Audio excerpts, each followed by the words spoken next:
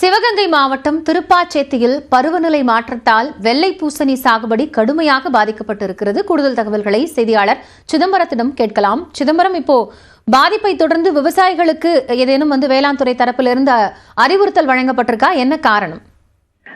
நிச்சயமாக காயத்ரி, போதிய விலை இல்லாத காரணத்தினால் திருப்பாச்சேத்தி பகுதியில் விவசாயிகள் வேதனையுடன் 100 டன் வெள்ளை பூசணிகளை ரோட்டில் கொட்டு வருகின்றனர். குறிப்பாக பகல் முழுவதும் வெயில், திடீரென மழை, மாறுபட்ட கிளைமேட்டுகள், வெள்ளை பூசணியில் புழு உழுகுதல், ஒழுங்கற்ற வடிவத்தில் விளைச்சல் என கடும் பாதிப்பால் அவதியை போட்டு வருகின்றனர். திருப்பாச்சேத்தி அருகே உள்ள மாரநாடு, சரப்பனோடை உள்ளிட்ட பகுதிகளில் சுமார் 200 ஏக்கர் பரப்பளவில் வெள்ளை பூசணி சாகுபடி செய்யப்படுகிறது. கோடை காலத்தில் சாகுபடி செய்யப்படும் வெள்ளை பூசணி கேரளா, கன்னியாகுமரி உள்ளிட்ட பகுதிகளுக்கு அல்வா செய்யவும், திருஷ்டி காயாகவும் பயன்படுத்தப்படுகிறது. குறைந்த அளவு தண்ணீர் தேவை, பராமரிப்பு செலவு குறைவு, உரை நிலத்தை அறுவடை செய்யப்பட்ட பின் பணம் போன்றவைகளால் விவசாயிகள் வெள்ளை பூசணி நடவு செய்து வருகின்றனர். இந்த நிலையில் குறைந்த நடவு செய்த 3 மாதங்கள் பின் அறுவடை தொடங்கும். ஏக்கருக்கு 20 டன் முதல் 30 டன் வரை வெள்ளை பூசணி கிடைக்கும். வெள்ளை பூசணியை வியாபாரிகள் நேரடியாக வயலிலே வாங்கி செல்வது உண்டு. அறுவடை சமயத்தில் மதுரையில் இருந்து நேரடியாக வந்து வாங்கி செல்கின்றனர்.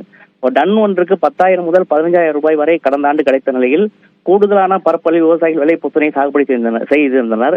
ஆனால் பகல் முழுவதும் வெயில், மாலையில் திடீர் மழை என மாறுபட்ட கிளைமேட்டுகள் நிலையில் வெள்ளை பூசணி புழு தாக்குதல் போன்ற ஒழுங்கற்ற வடிவத்தில் விளைச்சல் கடும் பாதிப்பு ஏற்பட்டுள்ளது.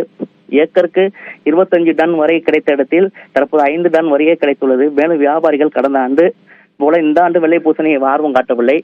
டன் ஒன்றுக்கு 2,000 முதல் 500 வரையே விலை கிடைத்த நிர்ணயம் செய்தால் விவசாயிகள் கடும் வேதனைக்குள்ளாகி தற்போது வெள்ளை பூசணியை ரோட்டில் கொட்டி வருகின்றனர். காயத்ரி, நன்றி சிதம்பரம், விவரங்களை வழங்கியமைக்காக.